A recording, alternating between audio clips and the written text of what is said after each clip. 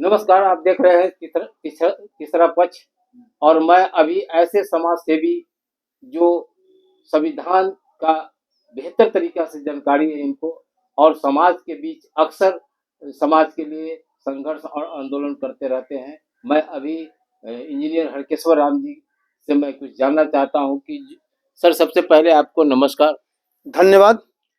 Sir, 2024 का जो चुनाव आ रहा है सर, क्या दलितों का किस तरह का झुकाव रहेगा सर? देखिए, अभी जो वर्तमान जो पोजीशन है, तो इंटेलेक्चुअल वर्ग है, दो तरह का उसमें पार्ट है। एक इंटेलेक्चुअल वर्ग है, वो आम लोग है, ठीक है। तो इंटेलेक्चुअल वर्ग का सोचता है कि किसी भी कीमत पर बीजेपी को जाना चाहिए, बीजेपी के विरुद्ध इंटेलेक्चुअल वर्ग है, ठीक है। लेकिन दूसरी तरफ आप देखेंगे कि जो एनडीए है, एनडीए के साथ शेड्यूल कास्ट का, दलित का जो लीडर है, मैक्सिमम लीडर जो है एनडीए के साथ है। चाहे चिराग पासवान हो, या ये मांझी जी हो, जीतन जी, या पशुपति कुमार पारस हो, और कोई लीडर जो अपना पार्टी एग्जिस्टेंस बना के अलग रह रहा हो, उसका कोई मान ले कि इधर नहीं, एक भी पार्टी नहीं है, ना बहुजन समाज पार्टी है, ना और कोई पार्टी है। क्या कारण इसका क्या है सर कि जो सारे लोगों को झुकाव एनडीए की तरफ बढ़ रहा है? मतलब इसका वजह ये है कि जो दलित वर्ग के जो नेतृत्व वर्ग है, उनकी अपेक्षा होती है कि ये जो इंडिया वाले लोग हैं हमको तरजीह दें, ठीक है।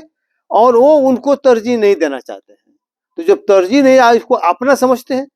सबसे बड़ी लगता है कि सबसे निकट दलितों का अगर सबसे कोई निकट होगा तो ओबीसी नेतृत्व का जो होगा वो होना चाहिए। लेकिन ओबीसी नेतृत्व जो है दलित नेतृत्व को स्वीकार करने के लिए तैयार नहीं रहता है, जिसका वजह है कि जैसे रामविलास पासवान जैसे लोगों को बिहार में लोगों ने स्वीकार नहीं किया, ये मरने की स्थिति हो गया। क्योंकि हम लोग देखे हुए हैं कि रामविलास पासवान अंत समय में नहीं चाहते हुए भी उनको एनडीए के माले के साथ जाना पड़ा था। ये माले की वजह है। क्या लगता तो है? ले दखल मानने की स्थिति है कि पब्लिक का जो है ना, क्योंकि जानते हैं कि चूंकि आंदोलन जब तक नहीं होगा तो बिना आंदोलन के आदमी जाति के आधार पर उसका झुकाव होता है। जब आंदोलन नहीं होगा ना तो जाति फैक्टर मान ले कि ज्यादा हावी हो जाएगा।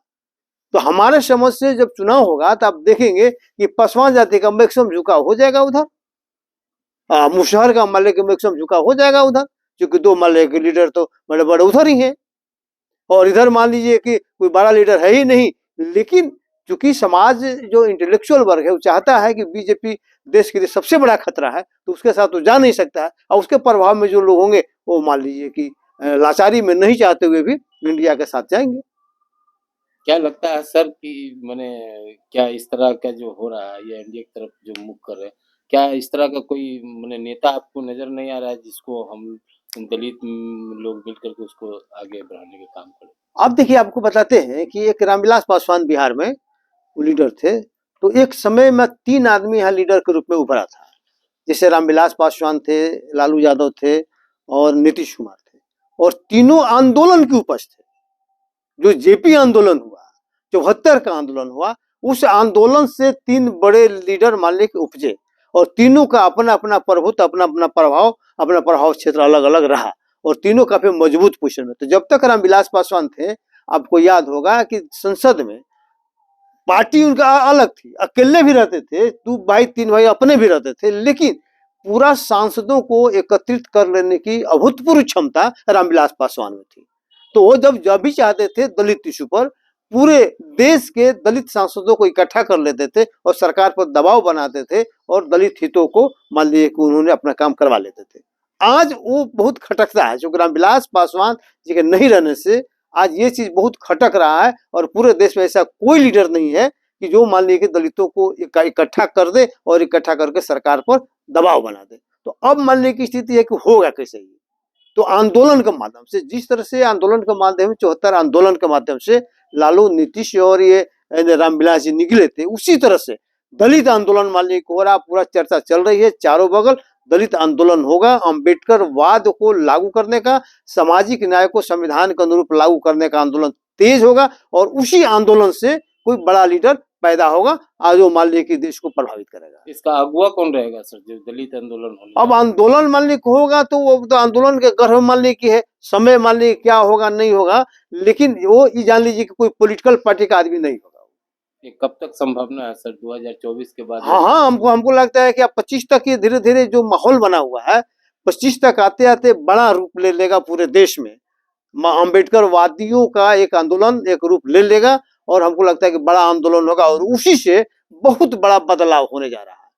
अदरवाइज ऐसे जो पॉलिटिकल जो संसदीय राजनीति है, संसदीय राजनीति से उत्थान पतन होता है, कभी वो पार्टी कभी वो पार्टी कभी वो पार्टी कभी वो पार्टी, उससे समाज का कल्याण नहीं होना है। एक बहुत बड़ा आंदोलन की जरूरत है, समाज आंदोलन को मांगता है और समाज के लिए आंदोलन लोग कर भी रहे हैं, लेकिन सबको एक करने का मान लीजिए कि मादा अभी लोगों में पैदा नहीं हुआ, लेकिन हमको लगता है कि समय रहते इश्यू बेस सब लोग एक हो जाएगा। प्रोफेसर लक्ष्मण यादव जी का सवाल यहाँ खड़ा हो रहा है कि चूंकि उनको जो है कॉलेज से जो है कि निकाला गया, क्या इस पर आपका विचार राय दे रहे हैं? देखिए, professor Lakshman Yadav social activist हैं, अच्छे वक्ता हैं, अच्छी बात को रखते हैं, सोशल मीडिया पर बड़ा उनका प्रभाव है और समाज पर भी प्रभाव है। वो जो कॉलेज में जो पढ़ाते थे तो उनका नियमित नियुक्ति नहीं था, वो सहायक प्राध्यापक के पद पर एडहक आधार पर पढ़ा रहे थे और उन 2009 से पढ़ा रहे थे, तो 12 साल 13 साल 14 15 साल 14 साल हो गया। इसके बावजूद मान लिया कि उनको रेगुलर नहीं किया गया। अभी क्या हुआ है कि जो नया नियुक्ति हुआ है रेगुलर, वो रेगुलर एक बैठक होता है, तो जो रेगुलर नियुक्ति हुआ तो उसमें वो छट गए या चाहे उनको लोग छांट दिया गया। आप ये कह सकते हैं कि रेगुलर नियुक्ति में वो नहीं आ पाए। तो इसका वजह ये बताया जा रहा है कि चूंकि अब जो रेगुलर यूनिवर्सिटी में जो हो रहा है नौकरी, और वहां पर चूंकि सेंट्रल यूनिवर्सिटी है और सारा यूनिवर्सिटी का जो गाइडलाइन जो है आरएसएस से तय हो रहा है कि कौन किसको कहाँ पर बहाल करना है। चूंकि आरएसएस के जो खाना है उसका जो मान लीजिए कि जो फ्रेमवर्क है उस फ्रेम में ये फिट नहीं बैठ रहे होंगे, इसलिए इनका सिलेक्शन नहीं हुआ। बस मामला इतना ही है, इसे ज्यादा कुछ नहीं है। उस फ्रेमवर्क में, आरएसएस के फ्रेमवर्क में ये फिट नहीं बैठ रहे थे, इसीलिए इनको मालिक नियमित नियुक्ति नहीं हुआ। और यही नहीं है, जान लीजिए लक्ष्मण यादव सिर्फ नहीं है, लक्ष्मण यादव जैसा 1000 से ज्यादा लोग हैं जिनको हटना पड़ा है मालिक की नौकरी से। 1000 के आसपास लोग हैं। अभी फिलहाल में जो है एक भीम संवाद हुआ था आपका ये वेटनरी कॉलेज के पास में, उसमें लोग अपने आप को, लोग दलित लोग ही अपने आप को मैंने अपमानित समझे, ऐसा क्या है? जो आपका मंत्री जो है सदा जो करके, वो भी जो है आपका जो विरोध में अलग हुए, और अभी एक रविदास की चेतना मंच बनाया गया है, वो भी लोगों से नाखुश थे। ऐसा क्या है कि आपसी में ही लोग और पार्टी से जो है लोग इस तरह का ये कर रहे हैं, एक दूसरे को लगता है दलितों का एक दूसरे का सम्मान नहीं मिल रहा है, जिसके कारण स्थिति ये है कि जो भीम संसद हुआ, आपने भीम संसद की चर्चा किया, तो भीम संसद का ऑर्गेनाइजेशन किसने किया था? जदयू पार्टी ने किया था।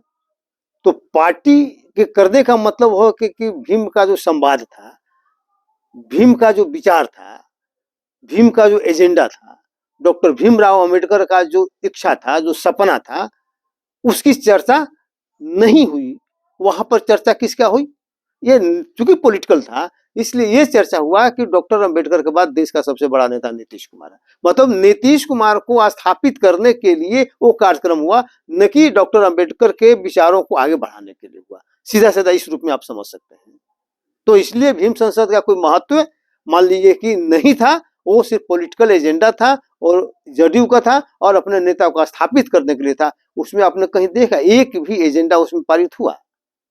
दलितों से संबंधित, शेड्यूल कास्ट से संबंधित एक भी एजेंडा, चाहे दलित में बाबा साहब का क्या सपना था, उसका कहीं भी कोई चर्चा हुआ? इसका क्या कहते हैं, चुनावी एजेंडा था सर? एकदम निश्चित रूप से मान लो नीतीश कुमार को प्रोजेक्ट करना था एज ए लीडर, कि भाई अम्बेडकर के बाद सबसे बड़ा लीडर नीतीश कुमार। जबकि बिहार के लोग जानता है, बाहर के लोग नहीं जानते होंगे, लेकिन बिहार के लोग जानता है कि नीतीश कुमार ने दलितों के साथ जितना विश्वासघात किया, दलितों के खिलाफ जितना काम किया, शायद उतना कोई मान लो मुख्यमंत्री नहीं किया होगा। ये मान लीजिए सब लोग जानता है। तो ये पॉलिटिकल उनका एजेंडा था, उनको भीम संवाद से, भीम के एजेंडा से कोई मतलब लेना देना नहीं था। और जहां तक आपने कहा है कि भाई रविदास चेतना, तो ये चूंकि इलेक्शन का समय है, सभी लोग अपने अपने जाति का, और जाति का क्या करेगा, जाति को कोई नहीं करता है।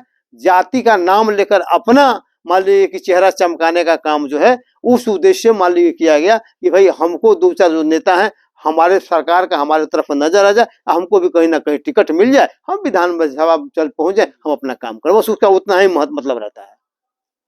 जातीय सम्मेलन का उससे ज्यादा कोई मतलब नहीं रहता है।